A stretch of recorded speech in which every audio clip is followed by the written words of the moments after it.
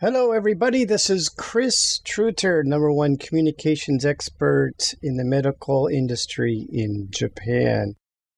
Hey, I wanted to share with you 5 steps you can start right now to improve the English level of your staff. Doesn't cost you anything, just helps you to be more productive, and by enabling your staff to improve their English, it allows you more time to run the business. So, first thing I tell all my students to do is to keep a journal. In English, of course.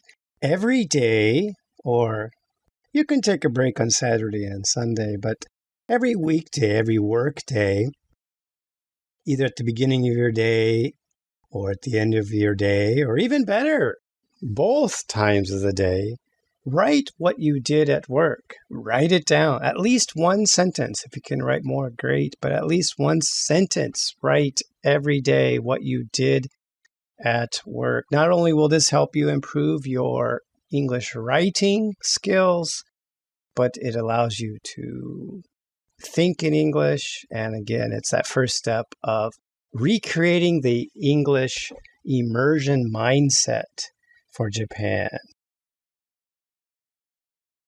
Next, goal setting. Now, for some people in business, this is not anything new. We all know we need to make goals. But for learning and studying English, especially for Japanese who have studied at least 8 years, sometimes 10 years, 12 years English, but still have difficulty speaking English. So I encourage and coach my students to make a goal of to speak English every day. So I ask you, will you speak English every day? Yes, I will. Okay. How will you speak English every day? And that's where a lot of people get stuck. So it's very important to not only set the goal to speak English every day, but also make a plan of how are you going to speak English every day. And it doesn't have to be an hour. It could be just 5 minutes or 1 minute a day, but you absolutely need to speak English every day. So the next question is, how many foreigners will you talk to this week? So again, this will get you out of your comfort zone. Next time you're in the Starbucks in a line waiting to order a coffee, if you see a foreigner, someone who doesn't look Japanese, say hi to them. Ask them where they are from. What's their name? And so next, number 3, the 5-minute morning. Good morning English. It's important to start every day in a great mood, excited about studying and speaking English. So, do you think you can study English 5 minutes a day? Most people say yes. Most people can commit to just about anything if it's only 5 minutes a day. So what I ask students to do is every morning after you get up, maybe have your coffee, check your emails. No, don't check your emails in the morning. Absolutely not. But if it's in English, okay. So what I say is spend 1 minute. Time yourself doing affirmation. And affirmations I can provide. I have many lists of that I can provide you. And it's basically you stand in front of a mirror and tell yourself very positive things about English. So one thing I find is many people have no confidence in speaking English. So tell yourself, I am confident and I love speaking English. The momentum I create today will affect tomorrow, and I have great results. I will speak to many people today in English. I'm not afraid to make mistakes in English. I'm not afraid to fail. Every day, my English improves. I love English. Okay. Also, then spend 1 minute pronunciation practice. So I provide worksheets for this, especially focusing on the short vowel sounds in English. The A, E, I, O, U, but it's I, for example, apple, elephant. Igloo. Umbrella. And I forgot. The most important one, I think, for Japanese is It's not o. Octopus, as in like hot or pocket, instead of saying hot or pocket. Hot pocket. Those are very good, actually. I don't think you can buy those in Japan. But anyway, I digress. Next, spend 1 minute listening, and I give you the freedom to choose what you want to listen to, whether it be a song, some music, a YouTube video, just something in English. Listen, NHK News, anything. Listen to English for 1 minute. But I think music is the most effective. Listen to a song you like in English, try to memorize the words, and you'll be amazed at how quickly your English listening skills will improve. Then spend 1 minute reading. Can be anything. The newspaper, but now you have the internet.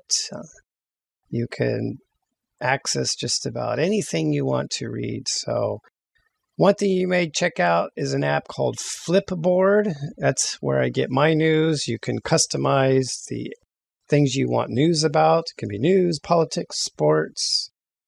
Pinterest is also another interesting app where you can read infographics in English. And then lastly, spend 1 minute writing. And that could be your journal, or even better, something in addition. But spend 1 minute writing in English. Next, social media. Now, pretty much everybody's on social media now. And if you're not, that's okay. If you're a very private person and don't want your information out there on the internet, on the World Wide Web, that's okay. But if you are doing a lot of things already in Japanese, I encourage you to make your profiles in English. So if you're on Facebook, make an English profile on Facebook. Make posts in English. Make friends who don't speak Japanese. And of course, you can do that with LinkedIn. If you have a LinkedIn profile in Japanese, absolutely also make it in English. YouTube, etc., etc. Next, Google Scholar. I'm amazed at how many people in this industry, the medical device industry, don't know about Google Scholar. This is an amazing tool. It's a search engine by Google. It's free, of course, and it's a specific search engine for abstracts and medical papers. So check it out. You can go Google Scholar. And if you're looking for a certain paper written by a doctor, you can put in keywords, for example, heart failure, and then a doctor's name that you know has written a lot. And boom, you get an instantaneous results of all the papers that doctor has written, whether he was the primary author, secondary author, or whatever. And what's great about these search results is when you get the abstract name, the title, and when you click on it, it will take you to the website of the journal that it's published in. And sometimes you can download the PDF versions for free. Other times you have to pay for that because of copyrights. But that's okay. And I will do another video actually showing you how to do this, because you can also set up alerts in Google with Google Scholar with keyword searches. So whatever industry you're in, I mentioned heart failure or maybe diabetes or atrial fibrillation, CPAP, obstructive sleep apnea. You can set up alerts with these keyword searches, and I usually set them up once a week. And then Google will send me emails of all the recent articles and publications related to those keywords, which is amazing. It's great for keeping up to date within your clinical area of expertise, within your industry.